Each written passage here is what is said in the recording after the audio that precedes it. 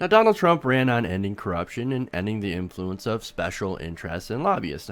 In fact, one of Donald Trump's last campaign ads of the season said, "Our movement is about replacing a failed and corrupt political establishment with a new government controlled by you, the American people." Well, hey, that sounds great, right? I mean, we knew Clinton wasn't going to do that. Clinton was status quo, and that's one of the reasons Americans chose Donald Trump. He's going to get rid of those lobbyists, those insiders, those influence peddlers, right? Maybe not. In fact, a new report from The Intercept shows that Donald Trump's transition team is filled with those same influence peddlers, lobbyists, and establishment insiders. Surprised? I'm not. Now, No, this is me from The neither. Intercept. Now, Li Fong writes, the Trump transition team is a who's who of influence peddlers, including energy advisor Michael Catanzaro, a lobbyist for Koch Industries and the Walt Disney Company, advisor Eric Ueland, a Senate Republican staffer who previously lobbied for Goldman Sachs. Gee, I thought he was against Goldman Sachs and the bankers. And a transition general counsel, William Palatucci, an attorney in New Jersey, whose lobbying firm represents Aetna and Verizon, two very big corporations. You also have Rick Holt, Christine Ciccone, Rich Bagger, and Mike Ferguson are also among the other corporate lobbyists helping to manage the transition effort. Now, you might be wondering... It's like a runway Yeah. for corporate villains. It kind of is. So And you might... modeling this Rolex, the bad guy that did this. Right? So now, what does a transition team do, you might be asking at home? Well, presidential transition teams basically develop policy plans and come up with a list of people that an incoming president will appoint, including White House jobs, cabinet secretaries, and lower-level positions that oversee military, agriculture, trade, and other things. And now this team, as I said, is working on staffing the Trump administration. Now, they're doing so with the help of a super PAC, or I'm sorry, not a super PAC, a nonprofit group chaired by Governor Chris Christie. It's called Trump for America Incorporated. Now, Oh, boy. yeah, so they're overseeing this Trump transition, and they're basically meeting with these interest groups and reaching out to different lobbyists to plan how a Trump administration is going to look. In fact, last week, the group held regular meetings at a Washington, D.C. office of Baker Hostetler, which is a law and lobbying firm. Now, other transition meetings have included briefings with the Financial Services Roundtable and the Investment Company Institute, two lobby groups that represent Wall Street interests, as well as with the BGR Group, a lobby firm that represents, get this, Saudi Arabia and the South Korean government. So, if you thought Trump was not going to have lobbyists and insiders in his administration, as well as influence from foreign governments, you're in for a huge surprise and a huge disappointment. That's what we've got. Surprised at all, Ron? I am not surprised. You know, I said this while the election was going on. These people that think Donald Trump is some fringe outsider that's actually going to help the general working person.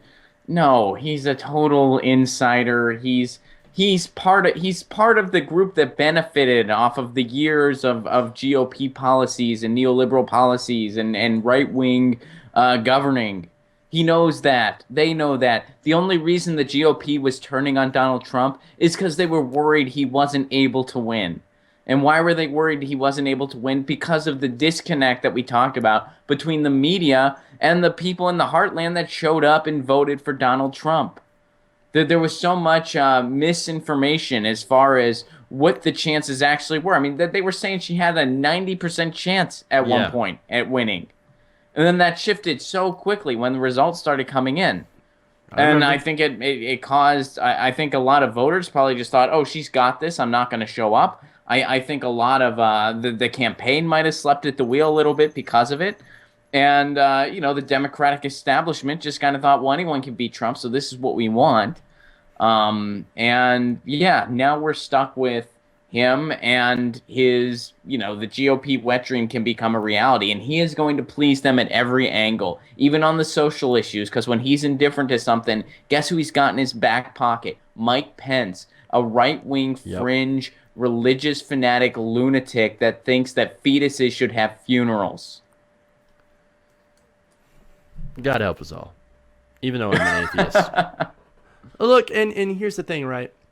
Now, inevitably, when this happens and when, all these establishment insiders are getting appointed by Trump and Trump followers are like, oh my God, what the hell happened? We got insiders now. I thought we were supposed to drain the swamp, not live in the swamp. Well, it's not like he didn't give you guys warning.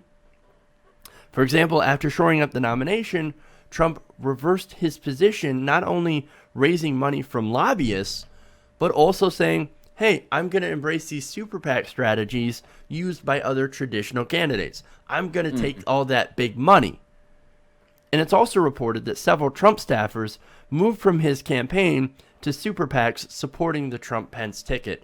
So it's the same thing. He ran the same campaign mechanically as Hillary Clinton,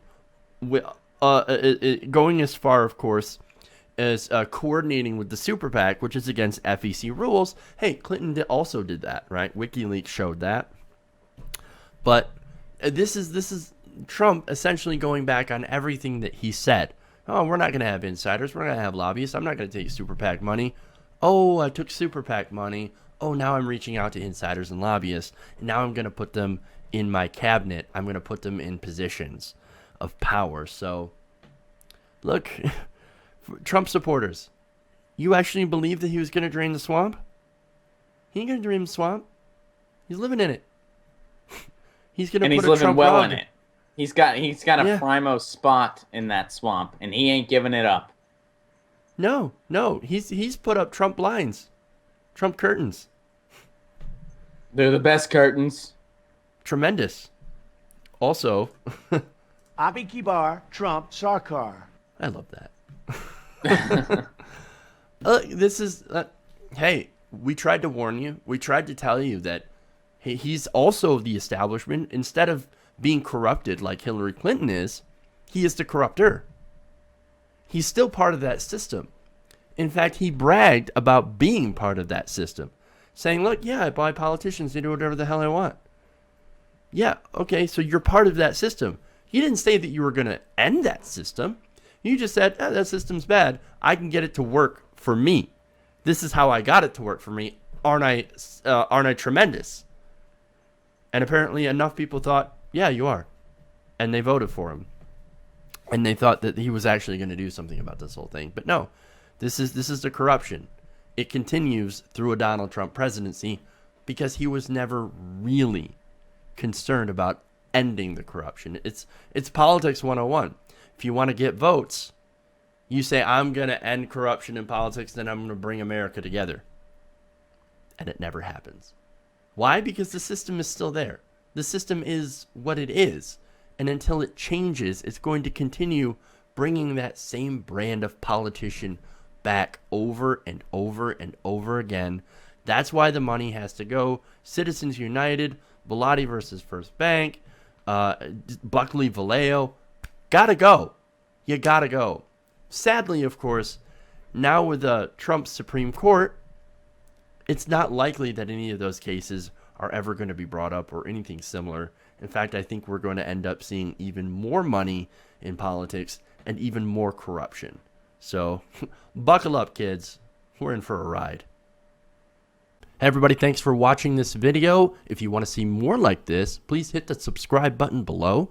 And if you want to support truly independent, non-corporate media, go to our Patreon page and become a patron. Patreon.com/TYTNation.